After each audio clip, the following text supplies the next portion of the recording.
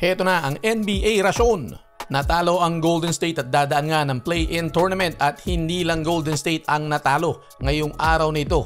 Napakaraming mga fans ang nabigong makita ang epic first round sana sa pagitan ng Golden State Warriors at ng Los Angeles Lakers kung sila ang nanalo kanina.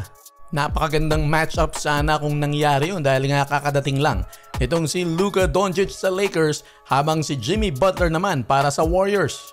Pwede pa namang magkaharap ang Lakers at ang Warriors sa second round pero mas maliit ang tsansa dahil kinakailangan maging number 7 ng Warriors at talunin nila ang Houston Rockets para pumasok sa second round. At ganoon din naman sa Lakers. Pero may mga problemang kailangang ayusin ng Golden State Warriors dahil kanina sa crunch time ay hindi nakatira ang dalawang superstars nila na si Steph Curry at si Jimmy Butler. Si Jimmy Butler understandable dahil sa OT tinamaan yung kanyang hita ng tuhod itong si Kawhi Leonard habang ito namang si Steph Curry ay dino-double team. Nalibre si Draymond Green dahil syempre binabantayan yung dalawang superstars kaya oportunidad niya na pero sumablay na unang magpasabit. Habang ito namang si Buddy Hield na dinisenyo naman yung play dahil nga napunta kay Steph Curry yung atensyon ay sumablay din.